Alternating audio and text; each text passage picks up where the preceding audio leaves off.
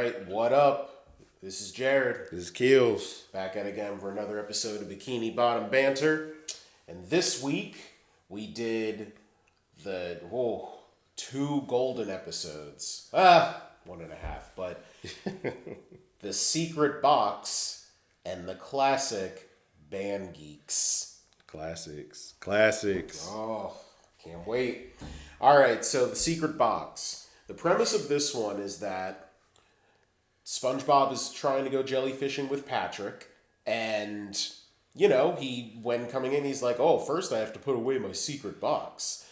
And even, I didn't even notice this, in the way that he, says it, he doesn't even give him eye contact. He's just like, my secret box. I'm like, yeah. So he's planting the seeds. I'm like, okay.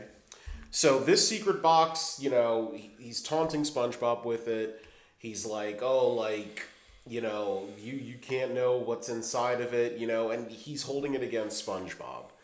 And it gets to a point where legit, it even might cost them their friendship. So situation is legit, after taunting, SpongeBob with multiple things of you can't see the secret box, going to him and saying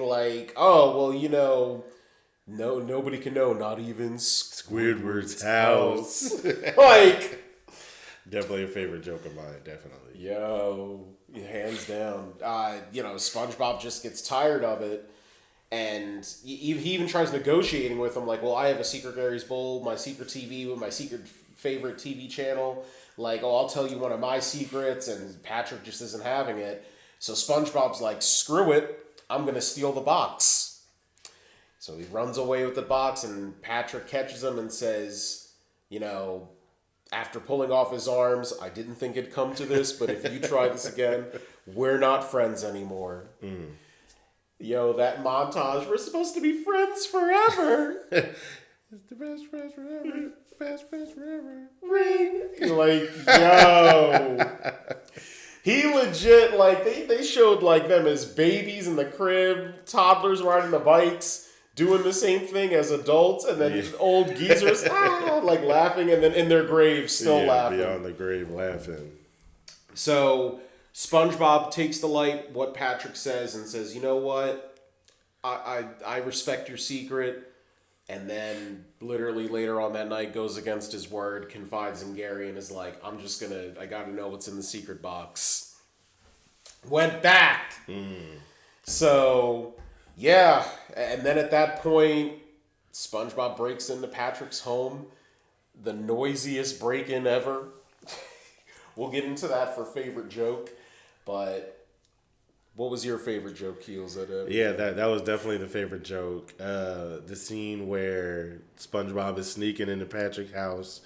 And then it's just like when you're a kid and you go try and take a midnight snack. You're tiptoeing and you can't help it. You try to open the fridge. It makes all the noise.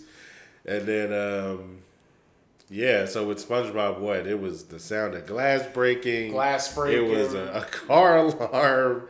There was animal noises. It was a whole bunch of stuff. And every time you took a footstep, it was a glass break, then a chip or something. Then it was literally. Building smashing, Then he finally, I forget what he trips over, but he trips over maybe a shoelace or something, throws the box. Yeah. It makes all this ruckus and all this noise, and Patrick's still asleep. Yo, and then the moment he's like, hey, Patrick sure is a heavy sleeper. Who said that? Who was it?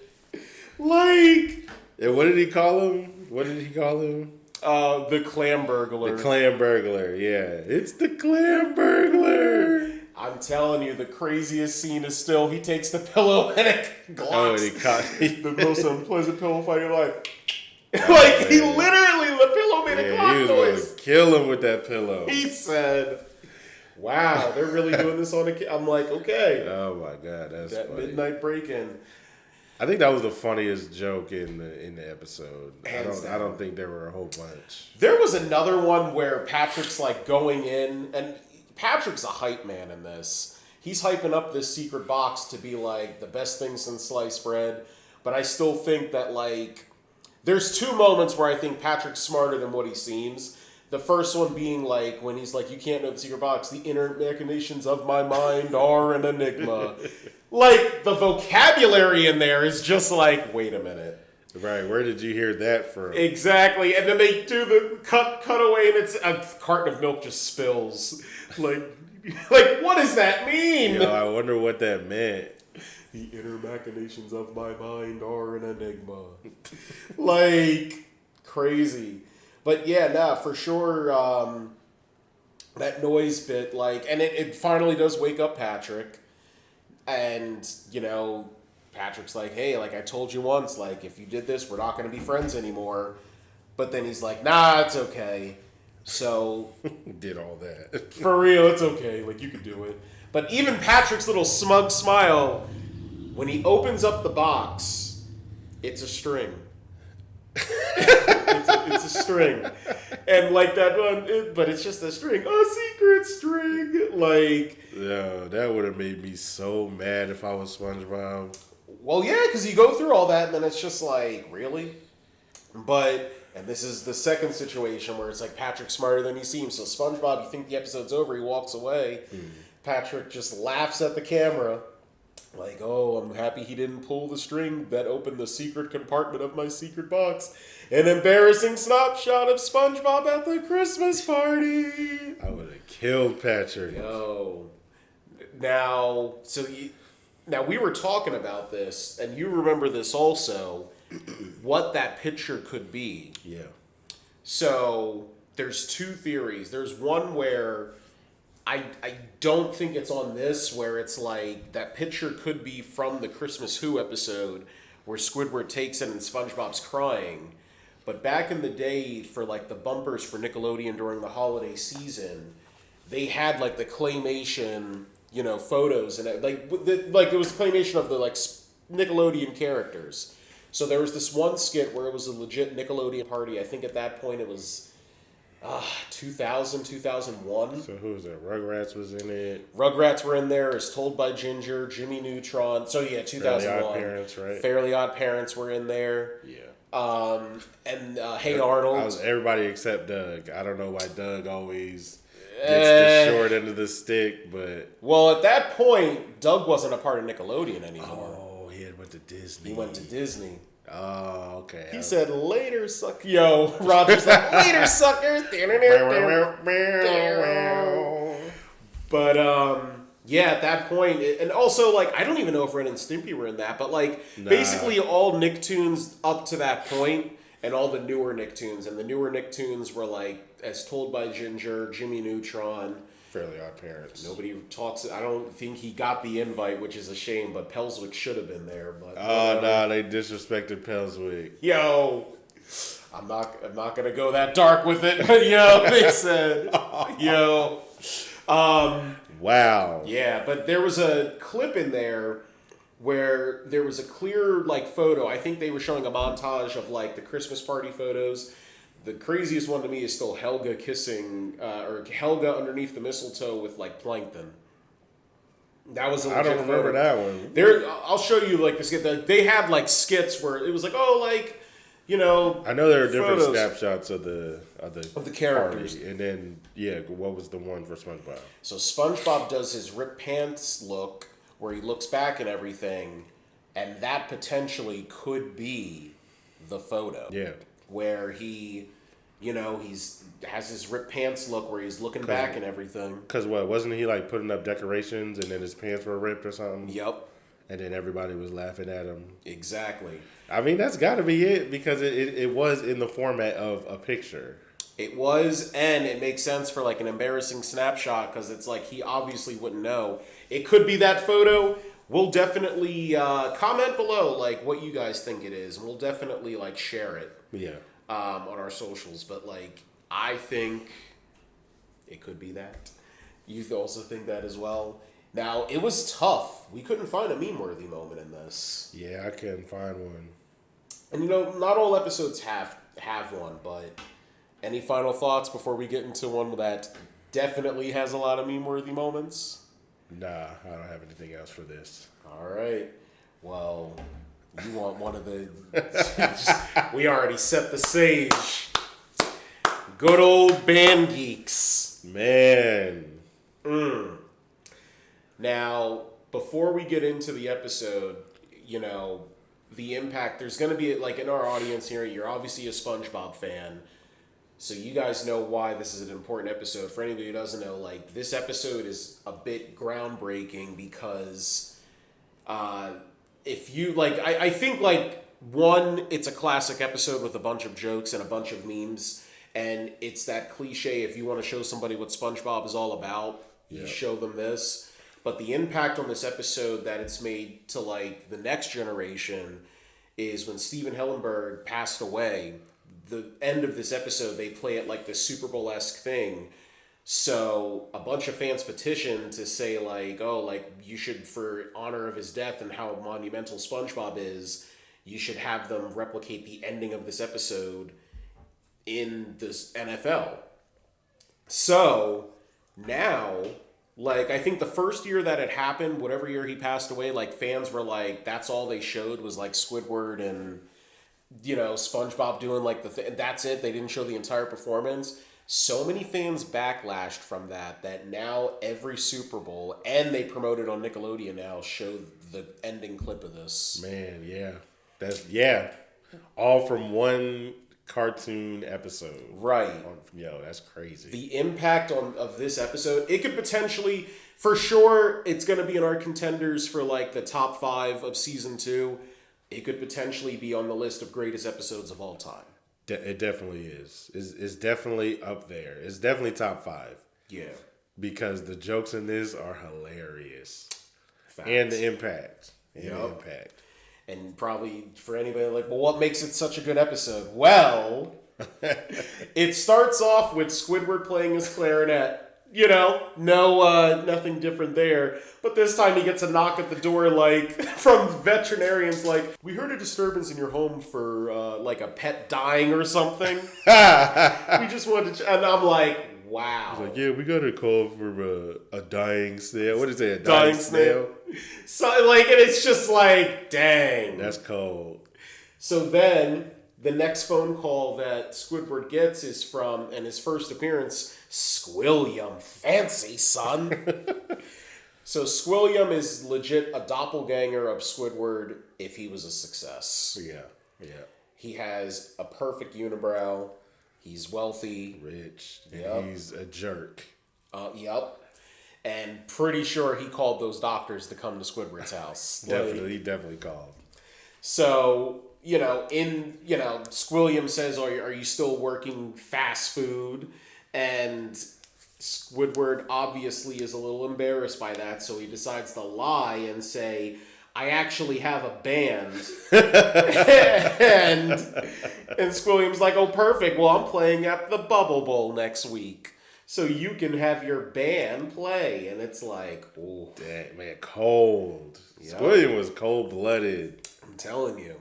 I always liked Squilliam episodes. I did too, because I was like, okay, finally someone's being mean to Squidward. Yeah, and it kind of makes that foil because, like, Squidward is always seen as the cliche, like, downer, like, because SpongeBob's so lighthearted and everything, so it's like, whenever Squidward has these little victories, you actually feel like, that saying, the enemy of the enemy is my friend? Yeah, because Squilliam is 10 times the jerk that Squidward is to SpongeBob and them.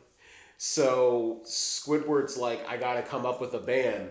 This man puts out a flyer all across Bikini Bottom so that every member of Bikini Bottom reads this flyer and wants to be involved in this band. And I think that's another reason why this is another classic and why it's a go-to, because it's a rare episode where they have everybody. True, yeah. Like, they came together on that endgame status. Like, they said, we got Pearl in here, Larry, the side characters. Yeah, everybody. The side characters. The villains. The main characters. Yeah, the villains.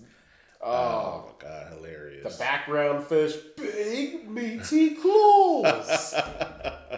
Like, everybody's in this. So we'll break down, like, the day by day, like, all right, because this episode has so many memes and jokes. We're going to go through them. But, I mean, essentially, the episode starts off with them doing their first practice. And within their first practice, it's like, is mayonnaise an instrument? No, Patrick, mayonnaise is not an instrument. Horseradish isn't an instrument. Yeah, they either. showed up and didn't know what instruments were. That's crazy. And it eventually gets to a point where they talk about doing a conga line. And, it's like, oh, kicking. I want to do some kicking. So Patrick kicks Sandy. They do the cliche, Tom and Jerry fight, dust cloud. All you see is arms just flowing in and out of the cloud. No. And then right after that, it takes it outside, and then all you hear is Patrick's whoo, silence. And then he comes in, like his head is like, whoever's the owner of the white sedan, you left your lights on. He has his head is through, what is it, a trumpet? Was that a trombone? A trombone, I think it was a trombone. He's over here walking in, boom, boom, boom, boom, boom. Like Sandy took his head and put it through a trombone. Like, dang. That's crazy. Yeah, and then I know you were going crazy off of this one. The flag fires. Go ahead, Keels. The flag, day 2. So day 2 is during the day. They're marching through the city. So they got their respective instruments, and they're playing, and then the flag twirlers are in the front. It's like 2, regular fish or whatever. And so they're spinning the flags in front, but then they're going into maximum overdrive, and they're spinning them so fast that they start to propel in the air, and they just fly. What did they fly into? A blimp? They fly into the blimp. They flew into a blimp and it exploded. Yo! And then they start playing taps. Head down. Yo, Squidward's face was like, oh my God, I can't believe this is happening. Yo, these people have died for you. I can't. They played taps. Bro, they were like, meow. Everybody said, I think the crazy thing, the most iconic shot is even Mr. Krabs with his head down, hand on his heart, like, our fallen brother. Like, literally.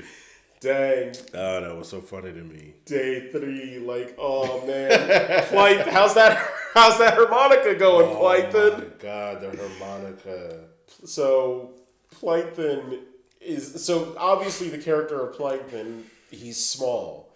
So of all the instruments to give him, a harmonica, and it's hilarious because like when he's running, he's like, how's it going? It's going pretty good. Let me show you. He's running through the different holes of the harmonica. Yep. It has to blow in them to make the noise that they make. Yep. So he's running across the span of the harmonica. He's out of breath for the second one. Yeah. And then he tries to go for the third one, and then he just passes out. He didn't even play a full note. No, he really didn't. Like, it was... They gave him a harmonica. Like, it's just like, wow. Out of all things, why would they give him a harmonica? Like, and then the final day before. Plankton has another one. People talk, when Squidward's like, people talk loud when they want to seem smart, right? Correct! Dang. So Squidward's like, if we play super loud, maybe they'll think we're good. They shatter the whole windows from how loud they play. And then they're finally like, well, we're terrible. Yeah, and then that leads to the fight. Well, maybe if people didn't play with big meaty claws, we'd be able to sound better. What did we ever figure out what the blue fish was called? What his name was? I don't. I know what you're talking about. The bluefish has the accent where it's like oh man, like a British. I wouldn't say Australian. I think it's Australian, ain't it? Is it Australian? His name is Harold. Harold? All right. Well, Harold's like no Harold. Harold. Yeah. He's over here like big meaty claws. Well, these claws, Mr. Krabs is like, these claws are for doing more than attracting mates. Bring it on, old man. Bring it on. Yo, that was just a funny line. Bring it on, old man. Bring it on. And then even SpongeBob, he's like, let's calm down and bring it off. Let's calm down and bring it off. Go ahead, you got it. Go ahead, Heels. So now they're talking cheese is going to preach to us, and then they just start arguing. Let everybody's fighting now. Literally, friggin' Sandy grabs another horn to put Patrick through. Oh, man. What? Who else? Mrs. Puff with the cymbals, like when they're each like running and then she just slams them together. Yeah, because Mr. Krabs and Harold grabbed what? They grabbed clarinets and they were about to impale each other with them. And then she just came in and was like, yo, she crushed both of them in the cymbals. But the crazy thing is like practice ends at like 8 o'clock or something. And the moment that the clock goes 8 o'clock, it's like, oh, class is over. Yeah, they're all happy, shaking hands. Oh, yeah, well, want to grab a drink after this? Exactly. Why are the people in Bikini Bottom terrible? Like, bro, they are with the business. They're like, oh, practice is over. Oh, that was a good practice, guys. Right. So then obviously Squidward is like, you guys took my one opportunity and you blew it. And now, like, I'm just going to tell him that you guys all died in a marching accident. Like, thanks for nothing. Patrick, you're welcome. So then, and this is why it's like the little heartstrings where it comes out. SpongeBob is like, how bad have we been? Like, Squidward's always been there for us. Like, whatever the girl's name is. When you're, who saved your brother from the fire? A fireman? And Larry, when your heart gave out from all those canning pills, who revived you? Some guy in an ambulance. Right. So if we could pretend that Squidward is a fireman or some guy in an ambulance, like, then we have what it takes to be a marching band. Bruh, SpongeBob had to pull some mental gymnastics to help that out. He's like, if we just pretend that Squidward is a good person, we can do it. Right. And then you have Harold, for the fireman. Back in the blue, I'm like, yo. Literally. So they spend all night just SpongeBob, practicing. And it gets to the morning of where, Squidward is at the Bubble Bowl in front of Squilliam. And he tells them, well, they died in a marching accident. Squilliam's like, who's that then? They're all dressed up and everything, like ready to play. Man. And obviously Squidward is not expecting anything big. And the crazy thing with the Bubble Bowl is that it's definitely like clip shots of like old Super Bowl like football games or whatever. Yeah, whatever footage that was, those old college games or whatever, like hilarious. Man, and then they start playing. Oh. And then you just get the most classic song that ever came from a cartoon ever.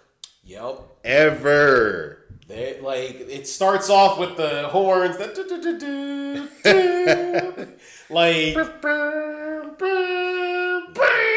they set it up. Man. Then Plankton on the keyboard. Literally. Straight face looking at the camera. That's my favorite part, the piano. Oh, yeah. Winner takes all. SpongeBob getting the same soul he had at the pizza delivery episode. Literally. It's the thrill of one more kill. Like, that was a classic song, man. Love it. Like, and then they cut to Patrick on the drums wearing his Devo glasses. He was going in. Oh, man. And then, the episode ends. Squilliam has a heart attack. Yep, because they're so good. Squilliam has a heart attack because, the band was so good. And then, Squidward's feeling it now. He's conducting the band. He's running around. He's jumping. And it was a happy ending. It ended, it was a happy ending. One of the few episodes where you're rooting for Squidward, and then he finally gets a win at the end of the episode. It was a classic. It was just a classic.